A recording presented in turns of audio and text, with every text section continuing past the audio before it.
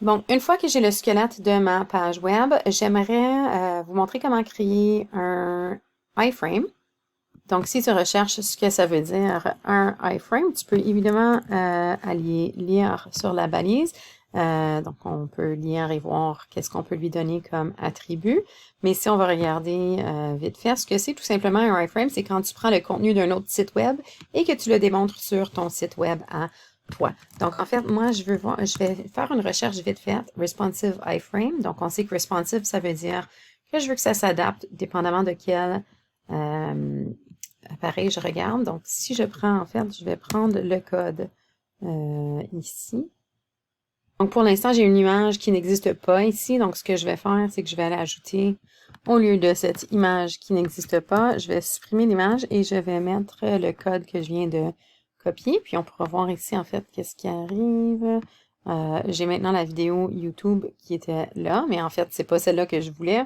Alors, disons que je voulais cette vidéo, je vais cliquer sur Share et YouTube, en fait, si tu cliques sur Embed, vont nous donner un code iframe. Je vais en fait, au lieu de tout prendre, je peux prendre certains de ces éléments. Au lieu de tout prendre, je vais juste prendre le code ou l'adresse. À noter que c'est pas exactement la même qui est là. Donc, ça ne dit pas watch, ça dit plutôt embed. Donc, c'est important que je prenne ce code ici. Donc, je vais copier celui-là. Et puis, la raison que je prends pas le tout, c'est parce que je veux vraiment que ce soit adaptatif et j'ai pris le code qui fait en sorte que ce soit adaptatif. Donc, je vais remplacer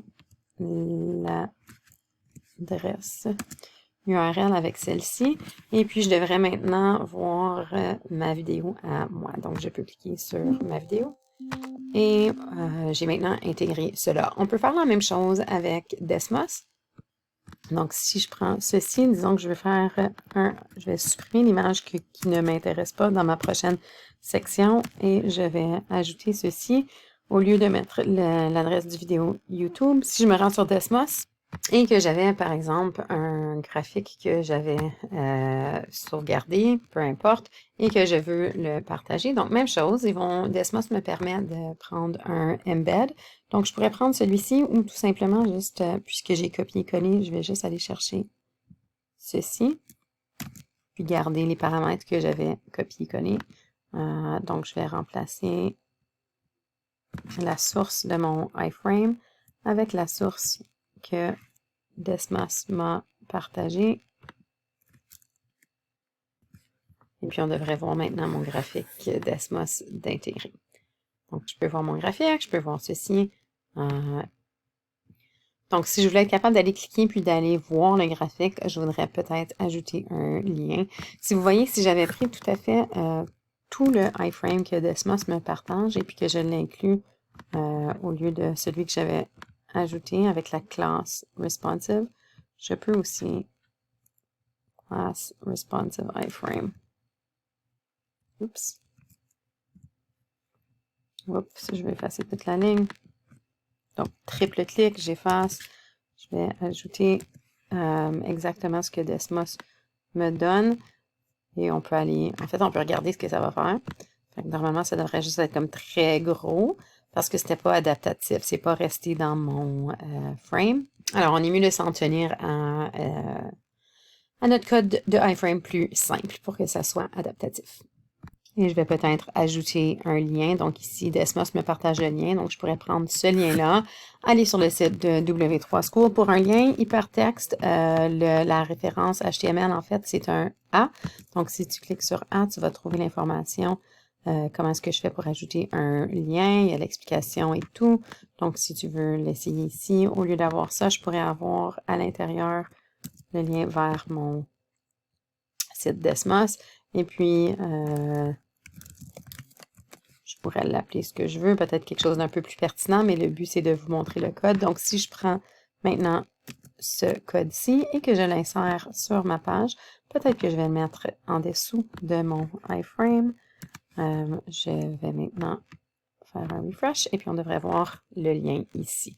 Donc, maintenant, si je clique dessus, ça va ouvrir mon graphique. Je n'aime pas que ça soit ouvert dans la même fenêtre.